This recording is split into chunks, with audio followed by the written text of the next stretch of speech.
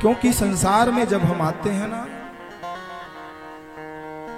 रोते हुए आते हैं।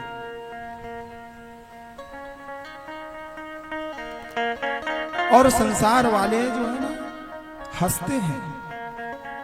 क्यों? क्योंकि उसके घर में नया मेहमान आया है। लेकिन वो जब मां के गर्भ में रहता है ना, कष्ट पाता है।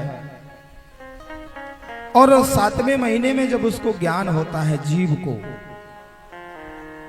अपने पूर्व जन्मों का, कितने जन्मों में मैं कीड़े मकोड़े हाथी घोड़े ना जाने में क्या क्या बना, और आज ये मुझे गर्भ में पड़ना पड़ा।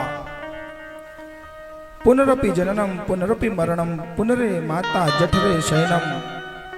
और आज मैं माता के जठर में गर्भ में पड़ा हूं। यहां पर भी उसके द्वारा खाए पिए खट्टे तीखे मीठे नमक युक्त पदार्थों का जो मां सेवन करती है, अंदर वो जो सुकुमार कोमल जो जीव होता है, उसके अंदर जाकर के वो कष्ट देते हैं।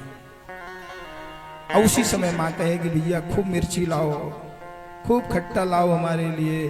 वो जाकर के जब नमक युक्त और मिर्च युक्त मसाले जब उसके अंदर जाते हैं तो वो जीव तड़प जाता है, बेचैन हो जाता है।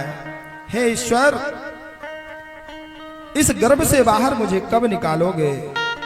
आपका मैं चिंतन करूंगा, मुझे एक बार बाहर निकाल दो। और एक बार अगर मैं बाहर चला गया ना, तो दोबारा ऐसा कोई काम नहीं करूंगा जो मुझे पुनः ऐसे योनियों में आना पड़े और मुझे ये कष्ट प्राप्त हो।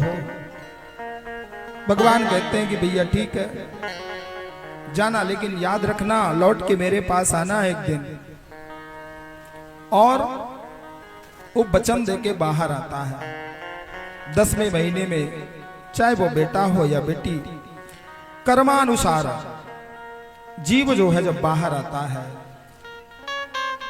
स्त्री का शरीर दुखों का घर है। पुरुषों से अधिक दुख माताएं बहनों को होता है। स्त्री का शरीर ही भगवान ने बनाया है कुछ कष्ट कुछ दंड देने के लिए। स्त्री का शरीर बचपन से लेकर के बुढ़ापे तक कष्ट में ही होता है। अब चाहे कष्ट वो शारीरिक हो मानसिक हो, सबसे ज्यादा कष्ट पुरुषों की अपेक्षा माताएं और बहनों को होता है। क्योंकि कहा गया है कि स्त्री दुखों का घर है, उसको सबसे ज्यादा कष्ट जीवन में प्राप्त होता है।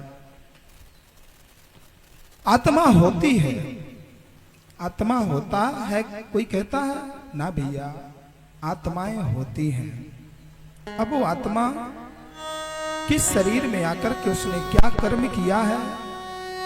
अब उस ईश्वर ने स्त्री के शरीर में उस आत्मा को डाल दिया या पुरुष के शरीर में डाला है, वो कर्म का फल भोगने के लिए डाला है कि जीवन में जो आप कर्म करें, कर्म से भाग्य को सुधार सकते हैं।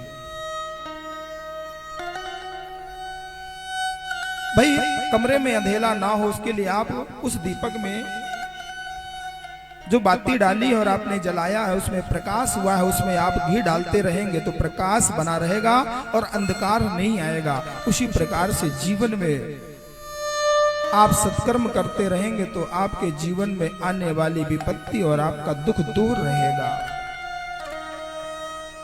सोचे कि अब क्या करना है।